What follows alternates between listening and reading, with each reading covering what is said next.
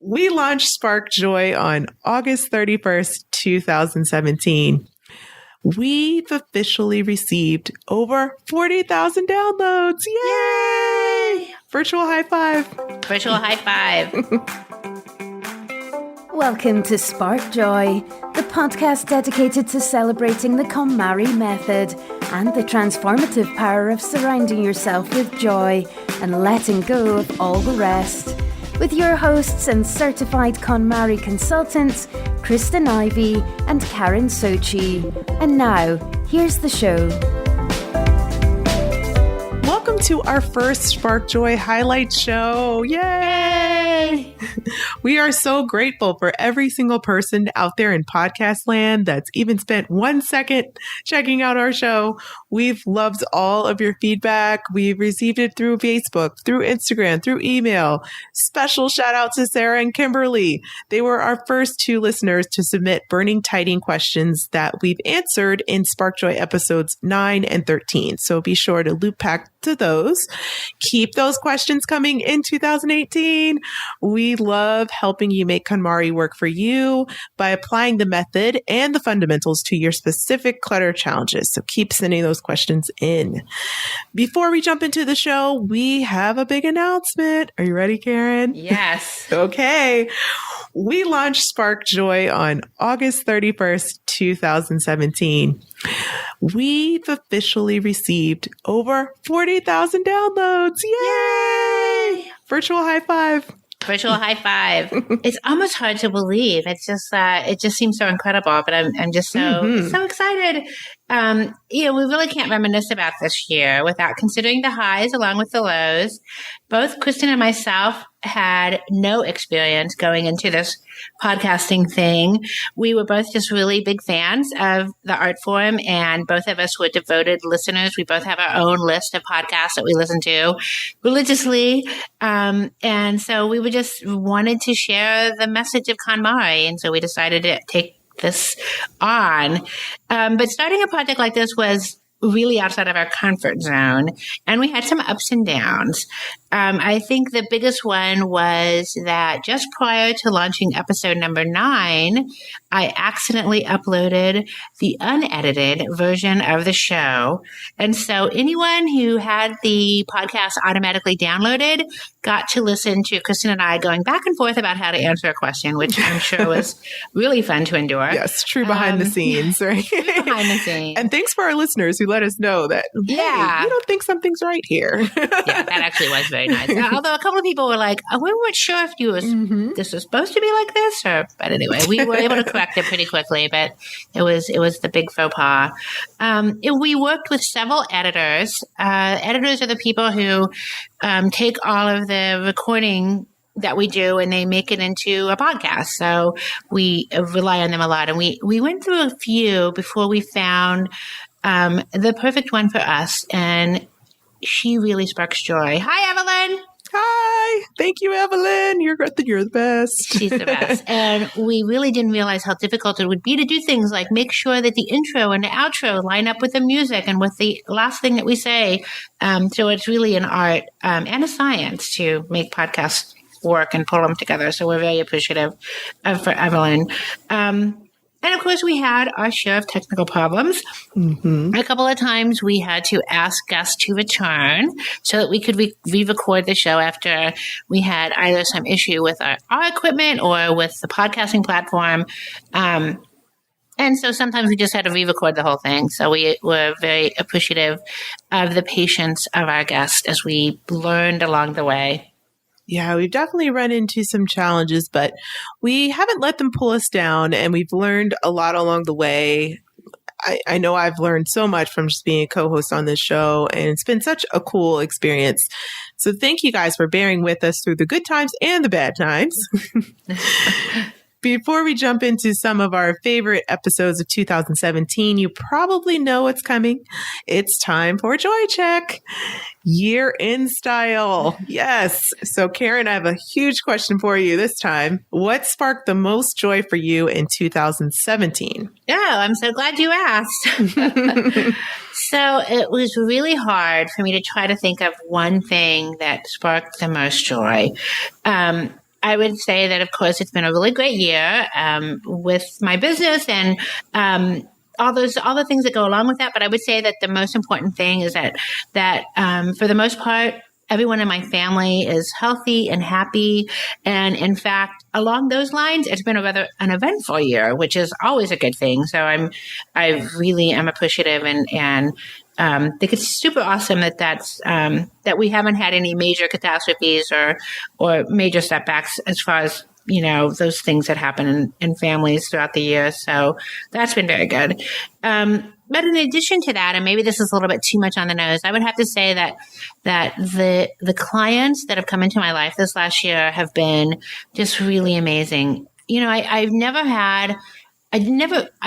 occurred to me that my clients would not only be just, really interesting, but that they would have so many neat things going on in their lives.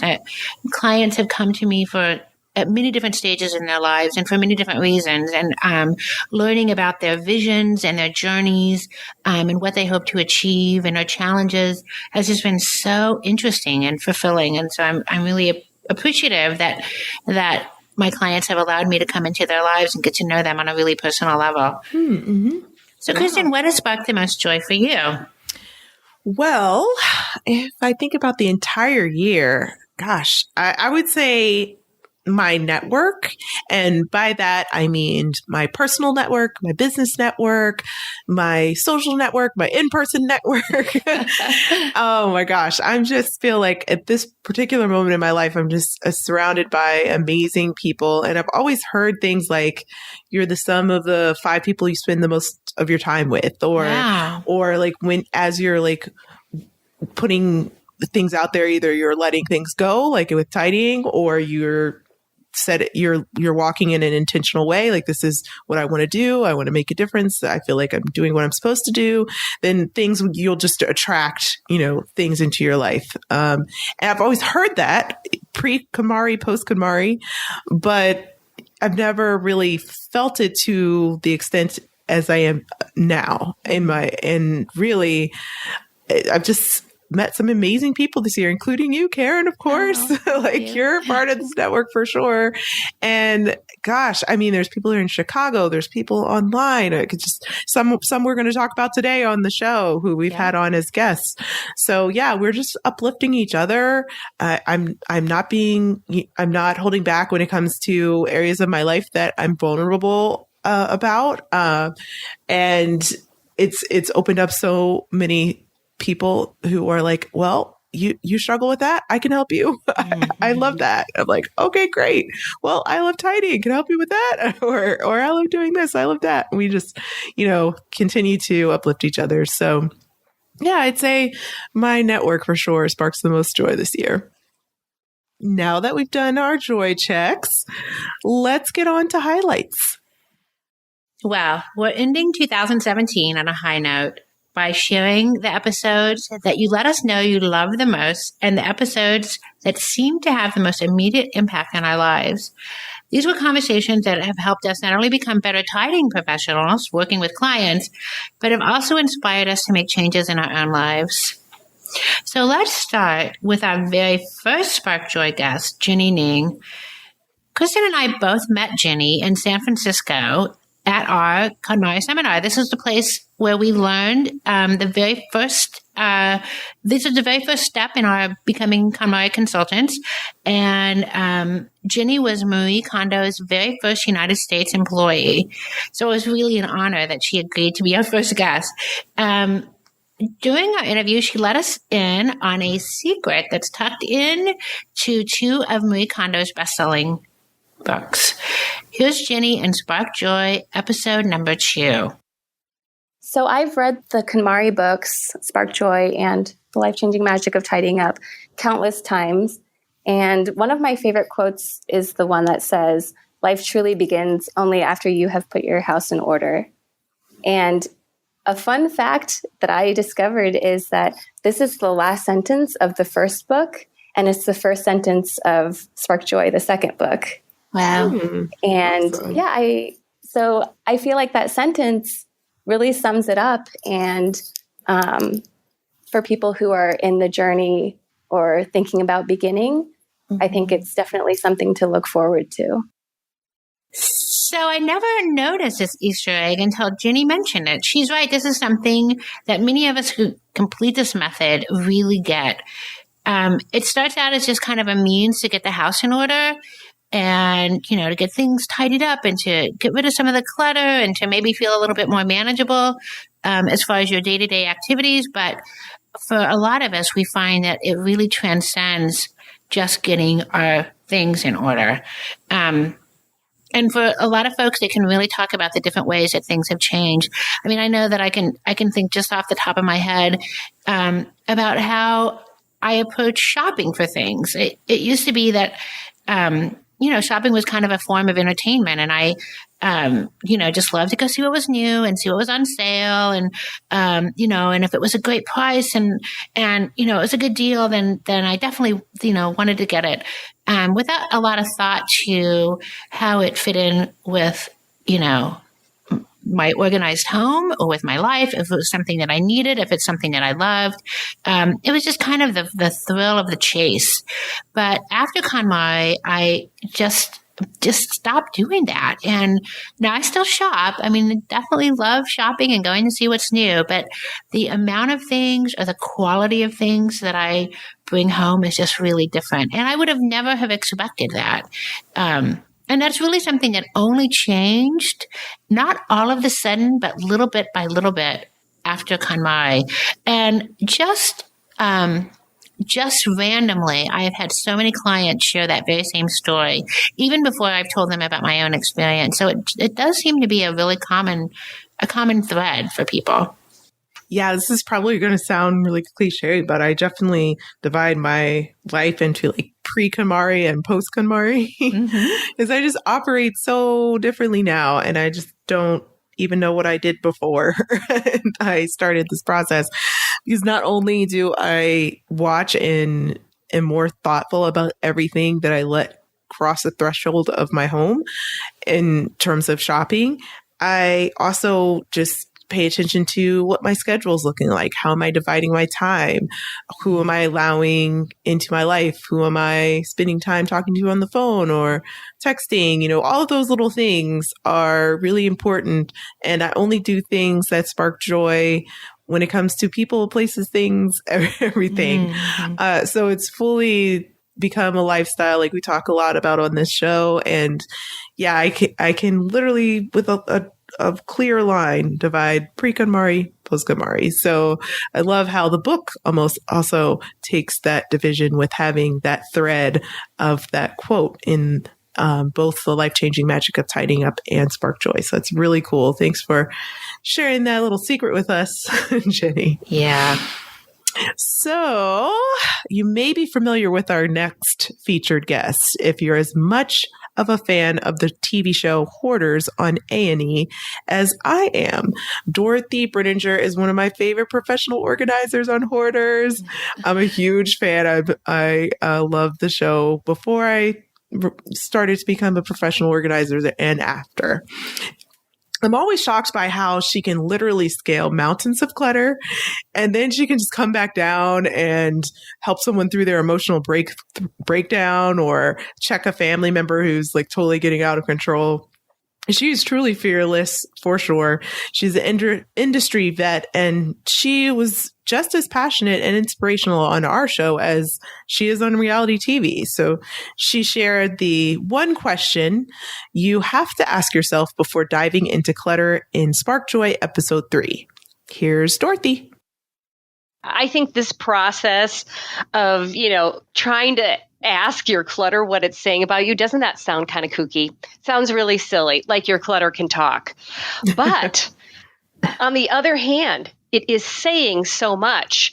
Both of you are very able organizers and, amazing women in the KonMari process and the method. So I know that you can walk into a room and you can kind of see things that are going on that are maybe not so obvious to the person who's the clutter bug, who's got all that clutter. So what I'm suggesting is if you have a lot of clutter, extreme clutter, if you hoard, whatever it is, I want you to think about standing in the middle of your clutter or near it and simply ask yourself, what is really going on here? And then wait a second. Listen. Listen. So you don't just ask the question and say, oh my gosh, what's going on here? I need to. No. What is really going on here? Take a few, 30 seconds and wait for an answer. And then ask yourself, why are there stale carrots or slices of pizza in a box on the floor? Why are there unopened boxes from my move 4 years ago? I want you to sit there or stand there long enough to get an answer. That's the part we don't wait for. We might ask it, but we don't wait for the answer. Well, it's really not the clutter talking to us. It's ourselves. And those answers do come. I love this question. What does your clutter say about you? I've used this with my clients, and I tend to use it with myself as well. If I've completed my KonMari tidying event, but of course, there's moments in my life where things don't quite get back into place as quickly as I'd like them to. If I'm busy, if I'm working on something, I get a little messy in my home. I take a moment and ask, what is my clutter saying about me right now in this moment? It might be saying, I'm feeling sad. I'm feeling lazy or anxious. I've put too much in my schedule. I'm overwhelmed. I'm procrastinating. I like to ask myself why, or ask myself what my clutter is saying about me, even after completing KonMari. And really, the clutter never lies. And the truth is often right there in the clutter in front of you. You just have to take a moment and listen. Well, and I think this is just such an amazing point that she made. And I can't help but think in her work with people who really have hoarding issues, this is a question that really is something that would be like over a very long period of time. Like, what has this clutter been saying about you for the last 10 years during the time that things have gotten to this state in your home? Which is so interesting, because what you just said is that we can also think of that in terms of, what is this clutter saying about my last week? You know, it's saying things are out of order after I've KonMari'd, and I feel good about the permanent home that my things have, but everything's out of sorts right now. So what is that saying about my last week? What is it saying about the last 10 years of my life? I mean, it's really an interesting question. I mean, I think at one time, or for a lot of people, it's the idea of it's just stuff. You just put stuff away. But there's really so much more to it. And I think she really hit it. She really hit the nail on the head. And it was a great conversation. For sure. We're so grateful for having Dorothy on the show. Definitely a decluttering and veteran and celebrity declutterer as well. So our next highlight is a guest from my network. I mentioned earlier in the show, my network currently is sparking a whole lot of joy. So here's one of those folks I was speaking about. As you've probably picked up on by now, finances and shopping habits and all of that is a huge focus area for me now that I have completed my tidying and everything within my four walls is supporting my life. I have time now to focus on other areas of my life, and finance is one of them. When it comes to all things money, Tess Wicks is my mentor. She's based here in Chicago, and she has a wide virtual network where she helps career women become empowered and financially independent, and of course, most importantly, wealthy. Tess shared a budget management tip you won't forget in Spark Joy episode 6. Here's Tess.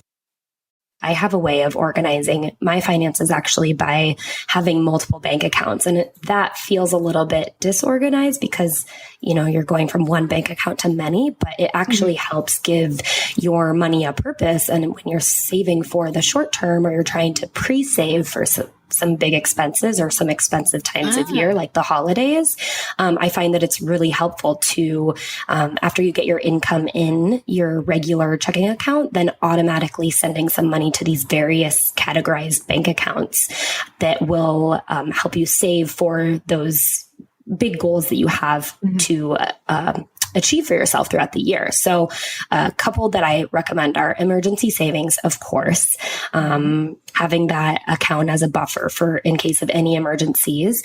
And then also I like to recommend weddings and gifts. And this is other people's weddings that we often tend to have a lot of when we're in our 20s and 30s, and even beyond. And gifts, of course, is for holiday times as well as birthdays throughout the year, but having an account set aside so that you're actively saving for those expensive times of year. And then I also personally have a stupid mistakes account because I make a lot of stupid mistakes, like living in Chicago and getting parking tickets quite frequently.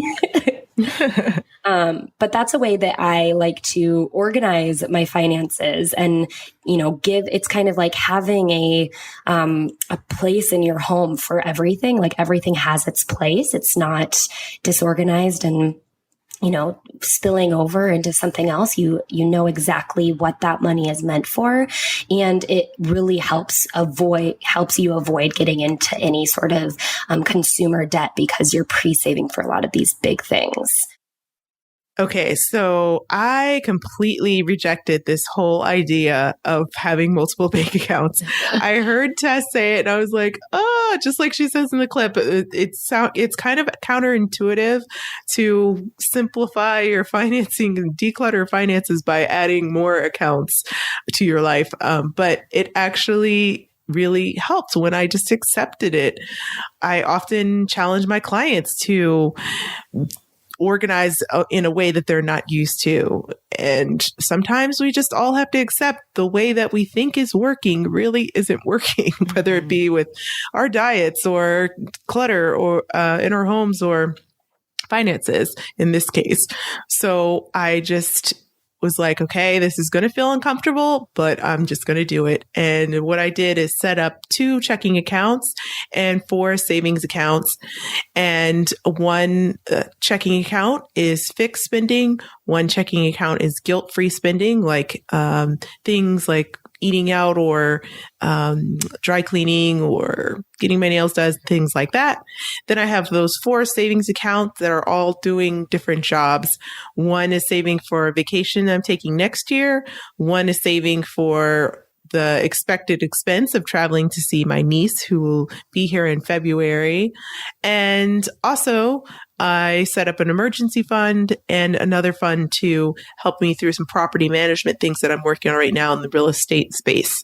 So I've got 4 accounts doing their job and 2 accounts that also assist me to make sure all the bills are getting paid while I also am spending guilt-free because I have a set budget and a set amount of money that goes into that account that's called guilt-free. So yeah, it all worked out. The saving grace was that all of these accounts are under one login. Mm-hmm. So if they weren't, I probably still would not be happy with this activity, but it did really help me and it's a great visual and I love it. So thanks, Tess, for the great tip. It really was a great tip, and I completely agree. I can certainly see that having them under the same login would be really the key, and it's such a it's like an organizational tip. Is also making sure that you have them all in a place where you can manage them easily. But I think I so agree with this whole idea that if you don't set aside into a separate bucket money for different goals, it's so hard to look at a pile of money and say, okay, so part of this money goes here, unless you actually make that happen. I have, in a smaller way, I have an account that is just put aside for a bathroom remodel. And it's amazing how much easier it is having that place that money goes as opposed to trying to keep it all in the same thing. So it's really a great tip. And so easy too. I mean, it's just really a matter of setting those things up. Yeah, it's easier to set up those accounts than you think. I mean, it was a matter of minutes and, a couple clicks, a couple, contracts or yes, I agree to the terms, and then it would pop up and I had a new account. So it was, really easy. And like Tess says, these are expenses that are coming down the line. So rather than just having them meet you at a place where you have to put them on a credit card, you're saving in advance. So you're not panicking. You have the money there. So thank you so much, Tess, for helping me this year declutter my finances. Yeah, absolutely. So I first ran across our next guest, Lloyd Alter, when I read his series of articles on how society is beginning to favor a more minimal approach to furnishing our homes. And he talked a lot about how our interest in, the teacups and the big brown heavy furniture that our parents and grandparents and great grandparents had, how we're just not as interested in those things as we used to be, and how we're kind of grappling with this idea that maybe we are not so interested in inheriting those things. But after reading those articles, we then learned that Lloyd is a very prolific voice as an architect, an inventor. He's an ecologist, and he's also a professor of sustainable design. But even with all of this, he was just really down to earth, and he shared some very deeply personal experiences with us. And in Spark Joy episode number 7, Lloyd told us all about his family's wonderful idea for a unique downsizing party. Because my children are of the age, they were between 20 and 30, where they have so many friends who are starting it out are really poor. We just had a giant open house and said, guys, come take it. You want cutlery, you want dishes, you want this. There was stuff from Kelly's mom, there was our stuff. But instead of selling it or taking it to the junk dealer or having a garage sale where we might have gotten $50 or $100 for all of this stuff, we knew it was going to young people who were friends of my kids who were actually going to put it to use in starting up their own homes and spread it around to a lot of people. And even though we didn't get any money for that, we really felt good about it. And so this is something, if you have children who have friends about that age, that I highly recommend, because it was incredibly satisfying. We brought beer, we bought pizza, we let them all come in, we let them go out with everything they wanted, and everything was gone by the end of the day almost. I really liked Lloyd's story about how he and his family had set up a plan to discard things that they no longer wanted, and to distribute them throughout his children's friends. It was just such a fun story. And I really like hearing about new ways to discard things, because one of the real fundamental principles of KonMari is that we show appreciation for the things that we're keeping, and also gratitude for the things that we're leaving behind. And finding different ways to do that or express that, I think, is just really fun and interesting. And not to mention that, of course, it keeps things out of the landfill, which is always a good thing. For sure. And I really like that his take on having those conversations with older members of the family, and how to, hang on to those things that are really meaningful and important, but then being okay with maybe not keeping, the 4 sets of china, or the big dining room table, and the china cabinet, and all those things. So it was just really, really interesting and helpful. Yeah, this whole idea of decluttering across generations, or decluttering multiple generations, decluttering at once, it's going to be something I'm sure we'll talk about next year. I mean, it's definitely a personal topic for me, as I continue to work with clients, and as well as my own family when it comes to decluttering. And as some of you may know, there's a new book that's coming out in January by an author who's from Sweden, and it's called Death Cleaning, which is this idea of decluttering, or decluttering with the goal of leaving, a legacy of joy behind. So we'll definitely continue to explore this topic in the new year. I saw where Marie Kondo had been interviewed, or she'd written an article or something about her take on this book. And so I haven't had a chance to read it yet, but I'm looking forward to hearing what she had to say about this. Yeah. when I originally saw the term death cleaning, I was so confused. I didn't know what it was. But I was like, what does that mean? Like, and I guess it's pre-death. I guess we should clarify that. So you're organizing before you die and examining what you have before you die. And Marie is very open to this. It's a great compliment to KonMari. And Marie, in that article that you mentioned, I did read that, and she mentioned that she's open to anyone taking any method or in any way examining the possessions that they are surrounded with at any phase of life. So I think this particular book is more for the baby boomer generation. I think it's geared towards that. So that's also a very interesting take on decluttering, creating a book that's more for that population and helping them prepare for their passing and making sure they're leaving a strong legacy. So yeah, this is really cool. So we'll continue to explore this idea next year. I've had a few clients who have come to this idea of KonMari after having experienced the loss of one or both parents, and then having to spend a long amount of time cleaning through their estates and saying things like, I don't want my kids to have to go through this. And so I think there's really a change in how we're thinking about what we're leaving behind, which I think it's got to be a good thing. Yeah, that's good news. Yeah. Our next guest, Holly Sutherland, came on our show just as she was beginning to open her very new business location in Waco, Texas. She's a really adventurous and kind of a brave person, setting out as a traveling organizer, working with clients all over the country, and then taking a chance with her new business in a location that was completely unfamiliar to her. She's just really endlessly optimistic. And as you'll hear in Spark Joy episode number 8, it's very contagious. Take action. It's easy to procrastinate and get overwhelmed by big ideas and big plans. But I would encourage you to take action on something small that's right in front of you. So Holly was such a joy. She's just really inspirational and endlessly positive. She's just the kind of person who can do something like pick up and start something new while pushing aside any fear that she has about it. So that was really inspiring. And she really talked about how this idea that sometimes organizing can feel so overwhelming that we put it off and off until things just really build up. So it was really interesting to hear her take on just getting started, no matter where you are, no matter where it is. You're just deciding that today it is today, or this minute is the minute, and you're going to start small and you're going to take it one step at a time.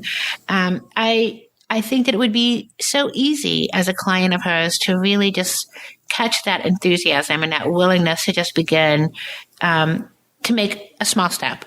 And that really organizing is just about a lot of really small decisions. Yeah. And just the simple idea of taking action. I mean, gosh, I've been applying that to my life and to my work with clients as well.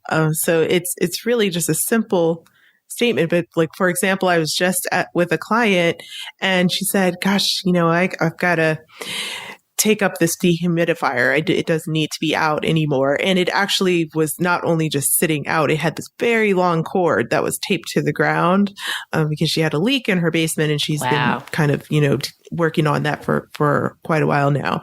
So I said, why don't we do it now? How about right now?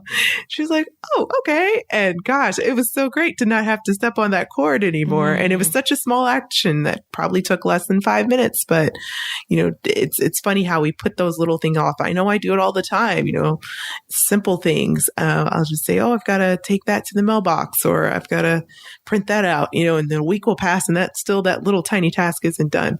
So I love it just says how Holly just says, take action now. That's really what it's all about. And we've also included guests in this show, if you haven't noticed, that have given us these gems and we've immediately applied them and taken action in our own life. So really special that she shared that with us. Yeah, it's this whole idea that sometimes by starting small, like if you open up that one envelope The next thing you know, you've opened up the whole box of mail and you've just sorted it because you were willing to open up that first piece of mail. I think for a lot of us, just getting that little tiny first step is really the hardest. For sure. This next show and guest blew our minds. Jonathan Pritchard wears so many hats. He's a professional people meter. He's a business coach. He's an author. But at his core, Jonathan is a mentalist. So he uses the predictive art of mind reading to help us all think of like a mind reader and use that skill to get anything and do anything we want in life. He's amazing. He's here in Chicago as well. He's my business coach. And here on Spark Joy episode 11, he explains the importance of mental models. So there are these things called mental models, and our minds are really good at creating maps of our physical spaces that we navigate, our interpersonal relationships, our self-worth, everything. We build this idea of what's real, right? And if you're out in podcast land right now, if I asked you to close your eyes and leave the building that you're in, you could probably do it, right? You might bump into some walls, but you've got a really good idea of how you would go about doing that, right? And that's your mental model of the space that you're in right now. If you're on a train, please don't try this, right? But the idea is that you've got this mental model of reality, but it's not real. It doesn't exist anywhere, but it dictates how you would make your choices, right? That's exactly what happens in your relationship to your clutter, to your space. And what happens is when you read a book, you are installing the author's mental models of their relationship to reality. So you can have multiple mental models for the exact same physical space, right? It's kind of like you could have a topographic map. You could have an interstate map. You could have a riverway map, right, of the same land, but all the maps are different in how they're useful and not useful by what they emphasize and what they don't. So if you're having issues with clutter or whatever your problem is, you can talk to somebody that solved it and kind of install how they think about things into your mind. And now you've got more useful ways of thinking about it. I love this idea of having access to multiple mental models as a way of getting something done that you aspire to do.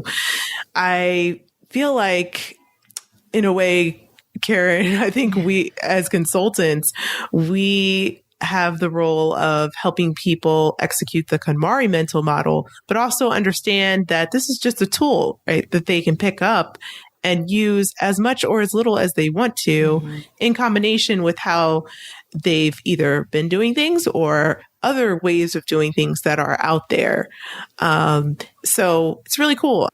I have clients who think that if they don't line their clothes up in a certain direction, like it says in the book, in the method, or if they don't fold their socks in a certain way, then all of a sudden they'll never be tidy and it'll never work for them. And that's so not true.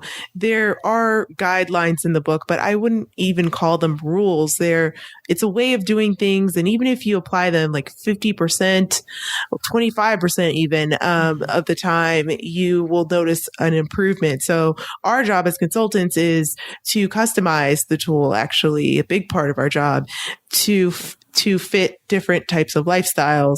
So I love how Jonathan captures this whole idea in this idea of mental models. Yeah, it was so funny because on the surface of it, it seemed like Jonathan really, why is he on a show about KonMari organizing? Right. But it's so interesting how, he's a mental mind reader. But it was just so interesting how everything that he said just really tied us back into this whole idea of kind of like what Holly was saying. It's just, you just got to get started. It doesn't have to be 100%, but also just trying to understand where you're coming from and why we're doing the things that we do. I think for a lot of clients or a lot of people who approach KonMari, it's so easy to think of how how you're different than Marie Kondo, or how, she doesn't, at least when the book came out, she didn't have children. So it won't work for people with kids. It only works in Japanese homes. It only works under these circumstances or those circumstances, or it won't work for me because my situation is different. But I think what Jonathan had to say is that, you start with where you're at, and you incorporate the rules or suggestions that apply to you. So I thought it was really super. Mm-hmm. Just like my client likes to say, progress, not perfection. Yes. Right? So we hope these episodes were as inspiring to you as they were to us as we head into the new year. Every guest we've had on our show has truly sparked joy. As new podcasters who are just getting started in this venture, we cannot begin to express how much appreciation we have for the energy, enthusiasm, and gems that our guests have dropped into our podcast. Exciting times as we let go of 2017 with gratitude and open ourselves up to new opportunities in our KonMari practice and podcast in the new year. The good news is this is only the beginning. We've got an amazing lineup for you guys in 2018. More guests who exude joy and embody the KonMari lifestyle. We'll share them with you each and every Tuesday next year. So now we want to hear from you. Tell us your burning tidying questions or share stories about how KonMari has impacted your life. You can find us at sparkjoypodcast.com and click Ask Spark Joy to leave a question or comment for a chance to be featured on next week's show. You can also join the discussion on Facebook, Instagram, or Twitter at the handle @SparkJoyPodcast. Thanks for tuning in, and we hope your day sparks joy.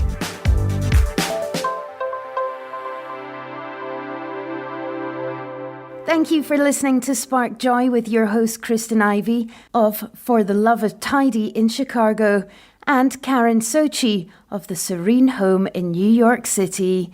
Spark Joy, the podcast, is not endorsed by or affiliated with KonMari Media Incorporated. The opinions expressed on this episode represent the views of the co-hosts and guests alone and do not represent the corporate position of KonMari Media Incorporated or the KonMari consultant community.